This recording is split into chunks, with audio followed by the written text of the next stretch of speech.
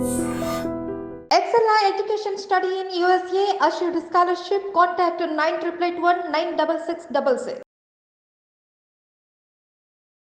నమస్తే, welcome to iDream. నేను మీ మాధురి. పిల్లలు చదువుతూ ఉన్నప్పుడు వాళ్ళకి బట్టిఫైయింగ్ ఎక్కువగా నేర్పిస్తున్నారు. ఎందుకంటే అలా చేస్తే ఈ ఆన్సర్ అంటే వాళ్ళకి కాన్సెప్ట్ అర్థం కాకపోయినా ఆన్సర్ అనేది రాస్తారు, వాళ్ళకి మార్క్స్ వస్తాయి అనేది టీచర్స్ యాజ్ యూజువల్గా పేరెంట్స్ కూడా ఇదే ప్లాన్ని ఇంప్లిమెంట్ చేస్తూ ఉంటారు. సో ఈ ప్లాన్ వల్ల వాళ్ళకి ఎలాంటి నష్టం జరుగుతుంది? ఈ బట్టిఫైయింగ్ చేస్తే వాళ్ళు తర్వాత ఫ్యూచర్లో దాన్ని మళ్ళీ రీకలెక్ట్ చేసుకోవడానికి చాలా కష్టం అవుతుంది. ఇలా కాకుండా వాళ్ళకి ఈజీ టెక్నిక్స్తో ఎలా నేర్చుకోవాలి చెప్పడానికి మనతో పాటు ఉన్నారు డాక్టర్ మృదుల కపిల, సైకాలజిస్ట్. తను అడిగి డీటెయిల్గా తెలుసుకుందాం. Hello ma'am. హలో అండి. మ్యామ్, పిల్లలు బట్టిఫై చేస్తూ ఉంటారు. పేరెంట్స్, టీచర్స్ వాళ్ళకి అప్పటికి అది వచ్చేస్తే చాలు అంటారు. కానీ ఈరోజు మనం నేర్చుకున్న ప్రతి ఒక చిన్న అంశం కూడా రేపు మన ఫ్యూచర్ని బిల్డ్ చేస్తుంది, ఫ్యూచర్ మీద ఎఫెక్ట్ చూపిస్తూ ఉంటుంది. సో ఈరోజు చదివిన 2 4 అనేది గుర్తుంటుంది. కాకపోతే ఇప్పుడు సడన్గా వెళ్ళి 1990s రా ఎంతరా అంటే తెల్లమొకాలు వేసి చూస్తూ ఉంటారు. అవునండి, ఇప్పుడున్న పిల్లలు కరెక్ట్ చాలా వరకు. సో ఇలా కాకుండా వాళ్ళకి వాళ్ళు అంటే ఇప్పుడు మ్యాక్సిమం ఎవరు ఇప్పుడు పిల్లలు అందరి చేతుల్లో మొబైల్ ఉన్నాయి, పిల్లలు ఎలా చూస్తారు అని కాదు, పిల్లలు కూడా దీన్ని చూస్తున్నారు, పిల్లలు కూడా దాన్ని చూసి నేర్చుకుంటున్నారు.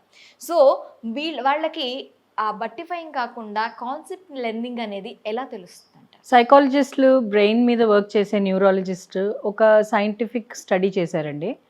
రిపిటేషన్ తోటి నేర్చుకుంటే ఒక సైనాప్స్ క్రియేట్ అవ్వడానికి, అంటే ఒక న్యూరల్ పాత్ క్రియేట్ అవ్వడానికి 400 రిపిటేషన్స్ చేయాలి. ఓకే, అది రోటే లెర్నింగ్, బై హార్టింగ్. 400 టైమ్స్ చేస్తే కానీ వాళ్ళకి అది క్రియేట్ అవ్వదు. అదే ఒక ప్లేవే మెథడ్లో సేమ్ థింగ్ నేర్పిస్తే 10 to 20 చాలు రిపిటేషన్స్. సో ఎంత డిఫరెన్స్ ఉందో చూడండి దాంట్లోనూ దీంట్లోనూ. ఎందుకు మరి ఇది పర్ఫెక్ట్ అయింది, ఇదే ఎందుకు ఫాలో అవుతారు అంటే number of children in the class.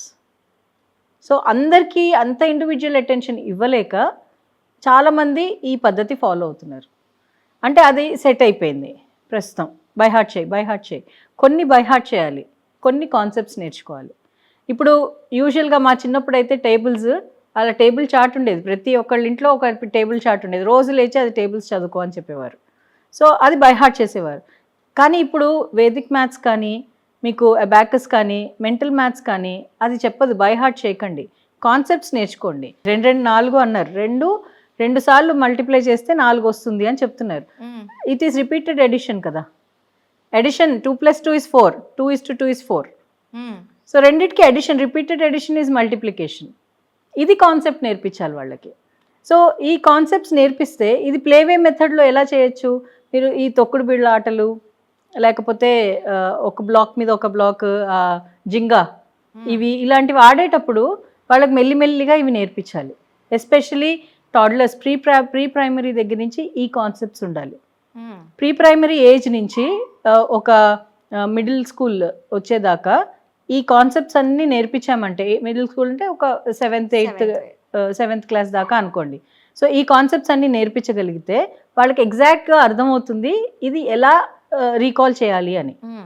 దాని తర్వాత మీరు స్టూడియస్గా చేయడానికి కాన్సెప్ట్స్ డిఫరెంట్గా చేయొచ్చు. బికాజ్ 8th 9th 10th అంత ప్లేవే మెథడ్ కుదరదు, వాళ్ళకి సిలబస్ ఎక్కువ ఉంటుంది, దానికి ఎగ్జామినేషన్ ఎక్కువ ఉంటుంది. నాకు అనిపిస్తుంది 8th 9th 10th ఈ కాన్సెప్ట్స్ అన్నీ క్లియర్ అయిపోయిన తర్వాత వాళ్ళకి ఎగ్జామ్ ఎలా రాయాలో నేర్పించాలి. దానికి బ్లూమ్స్ టాక్సానమీ అని ఉంది. బ్లూమ్స్ టాక్సానమీ ఏమంటుంది అంటే ఇట్స్ ఆన్ ఏ పిరమిడ్ లాగా చూపిస్తారు దాన్ని. ఫస్ట్ ఓన్లీ రిమెంబరింగ్ ఒకటే, అంటే మీరు ఆల్రెడీ నేర్చుకున్నది ఎలా రిమెంబర్ చేసి రిట్రీవ్ చేస్తున్నారు. Then understanding, then analysis, apply and create. ఇది లెవెల్స్ వాళ్ళవి. మీరు క్రియేటివ్ థింకర్ కావాలి అంటే ఈ స్టేజెస్ దాటాలి. రిమెంబరింగ్ దగ్గరే ఉండిపోతే ఎలా వెళ్తారు వాళ్ళు క్రియేటివ్ థింకింగ్ దాకా? రిమెంబరింగ్ అంటే బట్టి అంటే రీకాలింగ్, అంతే. నువ్వు నేర్చుకున్నది రీకాల్ చేస్తున్నావు. అంటే ఇప్పుడు even in exams evaluate, illustrate, describe, explain, ఈ వర్డ్స్కి డిఫరెన్స్ ఉంది. Illustrate with a diagram, describe అంటే వర్డ్స్తో డిస్క్రైబ్ చేయాలి, ఎక్స్ప్లెయిన్ సో అండ్ సో మీ ఓన్ వర్డ్స్తో ఎక్స్ప్లెయిన్ చేయగలగాలి. సో ఇట్లా డిఫరెంట్ ఆస్పెక్ట్స్ వాళ్ళకి నేర్పించగలగాలి పిల్లలకి ఎప్పుడైతే. కానీ మన వాళ్ళు ఏం చేస్తారు, డిస్క్రైబ్ అన్నా, ఇలిస్ట్రేట్ అన్నా, ఎక్స్ప్లెయిన్ అన్నా ఒకటే ఆన్సర్, అన్నిటికీ ఒకటే. సో ఆ డిఫరెన్సియేషనే తీసుకుని రావట్లేదు. అప్పుడు వాళ్ళు అనాలిసిస్ లేకపోతే అప్లికేషన్ ఎలా నేర్చుకుంటారు? ఇదే ఇండియాలో ఉన్న ఎడ్యుకేషన్కి అబ్రాడ్లో ఉన్న ఎడ్యుకేషన్కి డిఫరెన్స్. అప్లికేషన్ మెథడ్స్ తక్కువ ఇక్కడ, చాలా మటుకు దాన్ని ఇగ్నోర్ చేస్తూ ఉంటారు. కానీ నువ్వు ఎలా అప్లై చేస్తావు అని నేర్పిస్తేనే వాళ్ళకి దాని మీద ఇంట్రెస్ట్ వస్తుంది ఫస్ట్ ఆఫ్ ఆల్. ఇప్పుడు మీద ఇంట్రెస్ట్ వస్తుంది. ఇప్పుడు చాలా మటుకు ఎడ్యుకేషన్ పెడగాలజీస్ చేంజ్ అవుతున్నాయి కూడా. ఇంకా న్యూ ఎడ్యుకేషన్ పాలసీ వచ్చాక ఇంకా మార్పులు వీఆర్ ఆల్ ఎక్స్పెక్టింగ్, అట్లా వెయిట్ చేస్తున్నాం ఆ మార్పులు ఎప్పుడు వస్తాయా అని చెప్పి. ఇప్పుడు అబ్రాడ్లో ఒకటి ఫ్యూచరిస్టిక్ ఎడ్యుకేషన్ అని ఒక ఆవిడని ఫాలో అవుతున్నాను నేను ఇన్స్టాలో. She says only 2 hours of academic education, మిగతాదంతా లైఫ్ స్కిల్స్. సో ఈ 2 hours ఏం నేర్పిస్తారు? ఇప్పుడు నేను ఐ వాస్ క్యాల్కులేటింగ్, ఇది మనం ఇండియాలో చేయగలమా? ఆలోచించాలి, ఎక్స్పెరిమెంటింగ్గా చేసుకోవాలి. ఎందుకు అంటే ఇప్పుడు పిల్లలు చాలా మంది పొద్దున్న 9 o'clockకి స్టార్ట్ అయితే వాళ్ళ క్లాసెస్ 3:30, 4 o'clock. మ్యామ్ పాపం 6 o'clock ట్యూషన్ వాళ్ళకి. 6 o'clock ట్యూషన్, అది చాలా పిటి. అది కాదు, హాఫ్ అన్ అవర్ పాపం వాళ్ళకి స్నానం చేయడానికి, వాళ్ళకి రెడీ అవ్వటానికి, టిఫిన్ తినడానికి, వాళ్ళని గ్రూమ్ చేసుకోవడానికి 8:45. పోనీ అది ఫస్ట్ క్లాస్ వాళ్ళకి కూడా 8:45 వచ్చేస్తుంది బస్సు వచ్చేస్తుంది, వెళ్ళిపోవాలి. 8:45 బస్సు ఎక్కించేస్తాం. బస్సు ఎక్కించేసి మళ్ళీ ఆఫ్టర్ ఆ స్కూల్లో కూడా అంతే, 2 hours ఫాస్ట్గా తినేయండి, తర్వాత మళ్ళీ లంచ్ ఫాస్ట్గా, ఒక హాఫ్ అన్ అవర్ అయిపోయింది, మళ్ళీ చదువు. అంటే ఏంటంటే ఒక rat race.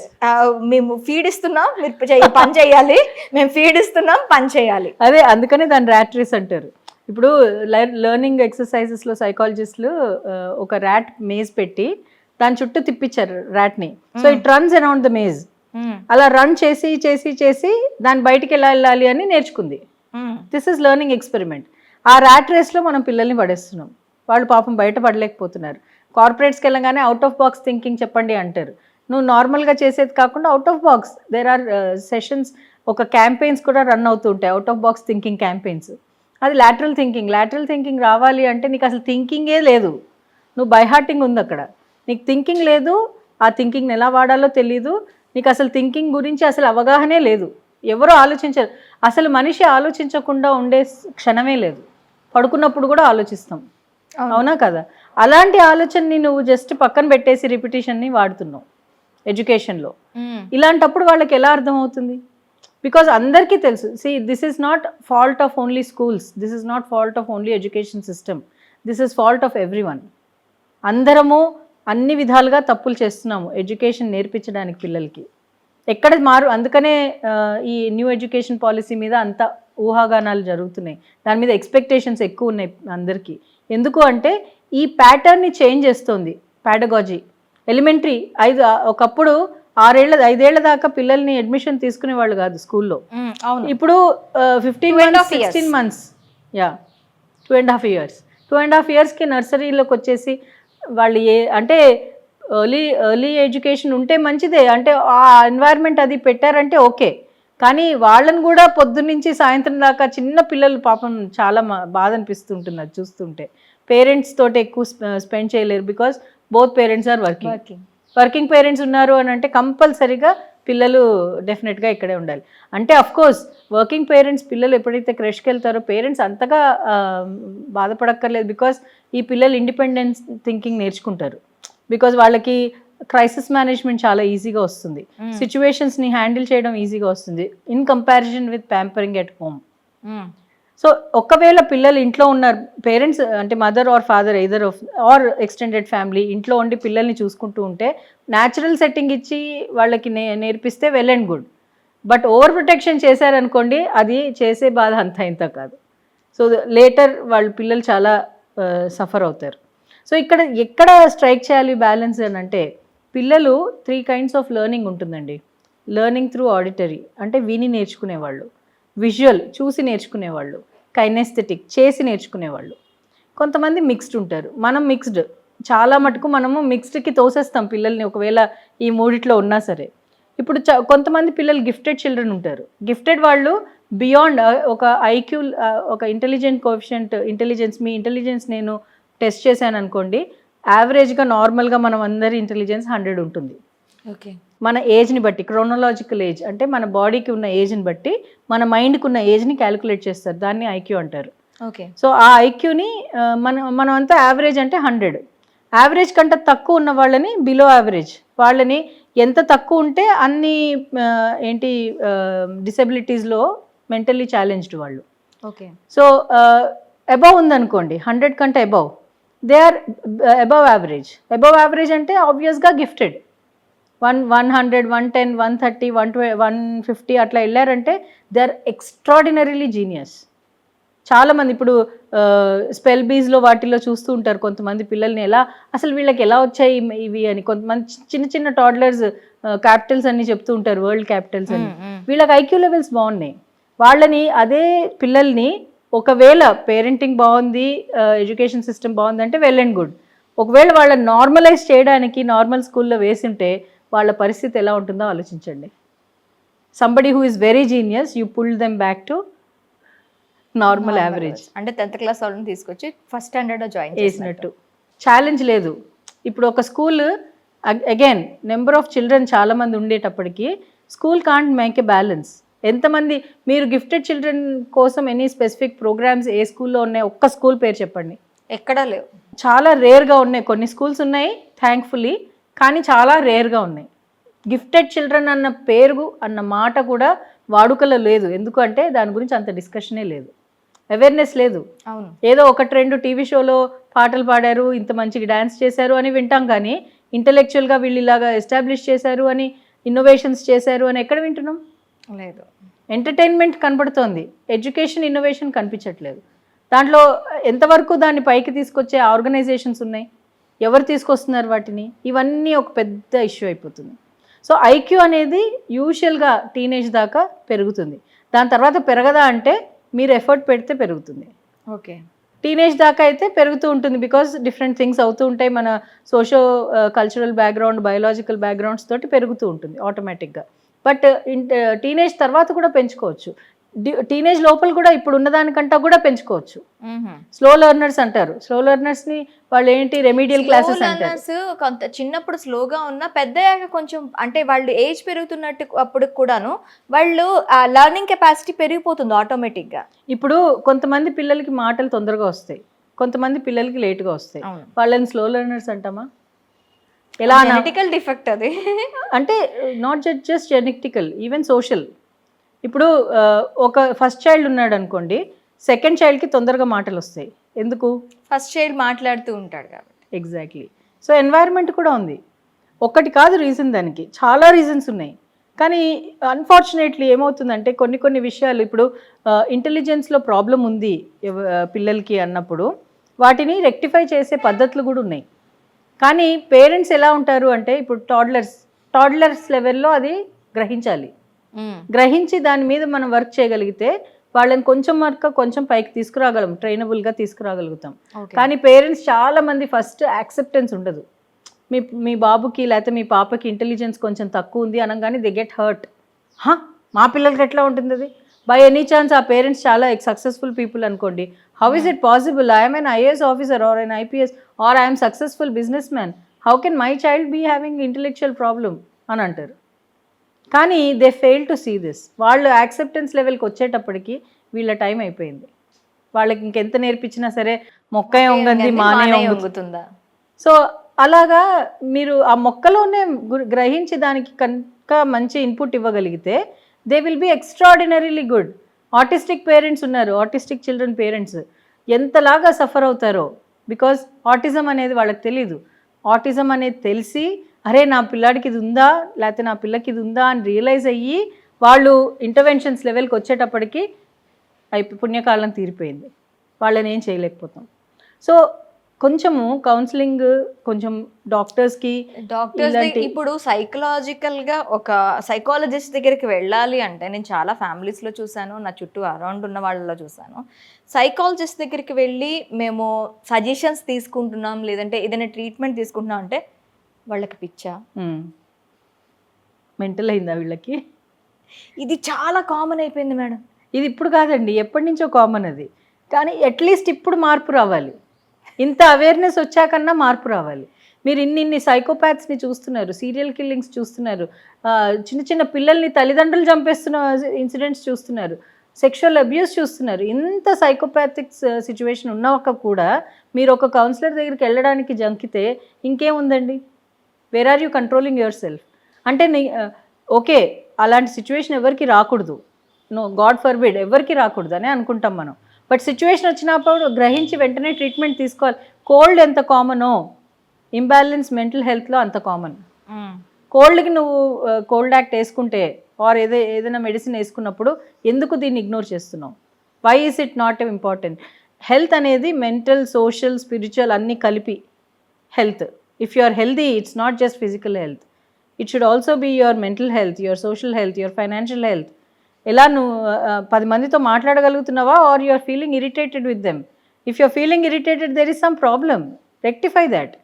There are so many situations, interventions అనేవి చాలా చాలా ఉన్నాయి. సో దాన్ని ఇప్పుడు మనం ఈ ట్యాబూని తీయడానికి కూడా ఆన్లైన్ సెషన్స్ ఉన్నాయి. ఎవరికీ తెలీదు మీరు అసలు కౌన్సిలర్ దగ్గరికి వెళ్తున్నారు, సపోర్ట్ తీసుకుంటున్నారు అని ఆ కౌన్సిలర్కి, ఆ పేషెంట్కి, క్లయింట్కి తప్ప ఎవరికి తెలీదు. అలా కూడా చేసుకోవచ్చు. పోనీ మీకు అంత మొహమాటంగా ఉంది, ఎవరన్నా ఏమన్నా అంటారు అని అనిపిస్తే take that help. Online help దొరుకుతుంది, ఆన్లైన్ కౌన్సిలింగ్ దొరుకుతుంది. ఆన్లైన్ కౌన్సిలింగ్ అన్నా తీసుకోండి, గ్రూప్స్ ఉన్నాయి.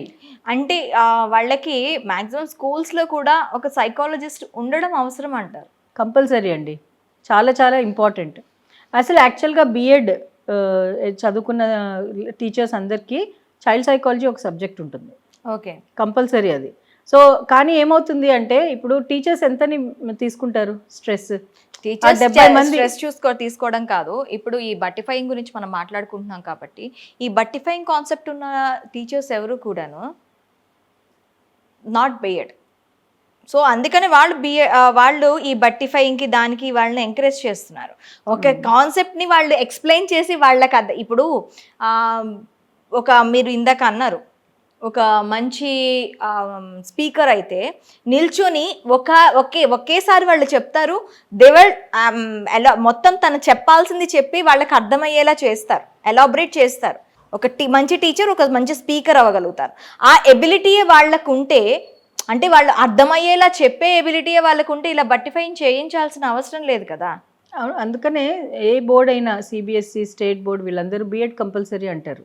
కానీ టీచర్స్ దొరకక చాలా మటుకు చీప్గా దొరుకుతారు వేరే వాళ్ళు అని చెప్పి కొన్ని అపోహలు ఉన్నాయి. టీచర్స్ దొరకరని, లేకపోతే తక్కువ అంటే ఇప్పుడు బీటెక్ చేసిన అమ్మాయి వచ్చేసి టీచ్ చేస్తుంది, షీఈ్ ఎ బీటెక్, టెక్నాలజీలో పర్ఫెక్ట్, టీచింగ్లో కాదు. అవును, టీచింగ్ బిఎడ్ వాళ్ళే చేయాలి.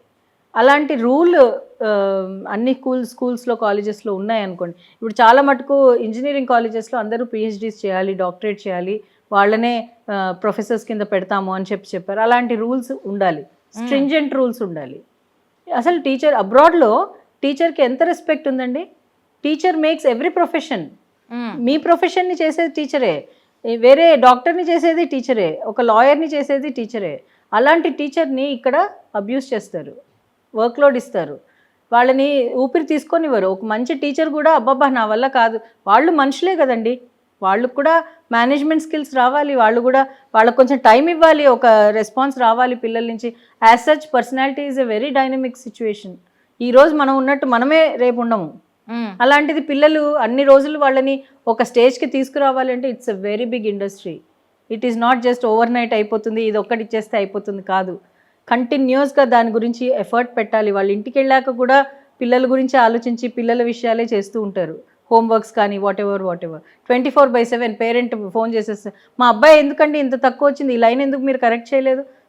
వాళ్ళ పర్సనల్ స్పేస్ కూడా ఇవ్వకుండా ఫోన్ చేస్తారు. వాళ్ళకున్న ప్రాబ్లమ్స్ అంతా ఇంత కాదు, వాళ్ళకు కూడా ఉన్నాయి. మీరు ఇందాక అన్నట్టు ఒక సైకాలజిస్ట్ ఒక స్కూల్లో ఉండాలి అంటే కంపల్సరీగా ప్రోగ్రామ్స్ ఉండాలి. ఇప్పుడు మెంటల్ హెల్త్ టీచర్ది బాగుంటే స్టూడెంట్ది బాగుంటుంది. అవును, బికాస్ ట్రాన్స్ఫరెన్స్ ఆఫ్ స్కిల్స్. నాదే మెంటల్ హెల్త్ బాగాలేదు, నేను టీచ్ చేస్తున్నప్పుడు నాకు ఇంట్లో సమస్య లేని వాళ్ళు అంటూ ఉండరు. కానీ ఆ సమస్యని నేను చక్కబెట్టుకునే అంత స్పేస్ నాకు ఉందా లేదా, అంత నాలెడ్జ్ నాకు ఉందా లేదా. ఒకవేళ లేకపోతే అది సంస్థ ప్రొవైడ్ చేయాలి. The school or the board, the college should provide. ఇది కూడా మేమే చేస్తామంటే చేయాలి. మీ స్కూల్, మీ రెప్యుటేషన్, మీ స్కూల్లో చేరిన పిల్లలు బాగా రావాలి అంటే teacher should be mentally healthy. Physical హెల్త్కి ఎంత ఇంపార్టెన్స్ ఇస్తున్నామో మెంటల్ హెల్త్కి కూడా అంతే ఇంపార్టెన్స్ ఇవ్వాలి. And not just concentrating on only slow learners, you should also concentrate on genius, gifted children. Normal చిల్డ్రన్ని కాన్సన్ట్రేట్ చేయాలి, గిఫ్టెడ్, స్లో లెర్నర్స్ అందరి మీద కాన్సన్ట్రేట్ చేయాలి అని ఆ టీచర్కి నేర్పించగలిగితే విత్ మెంటల్ హెల్త్, అప్పుడు కొంచెం మార్పు ఏమైనా కనపడుతుంది. Okay ma'am, thank you very much. Thanks అండి.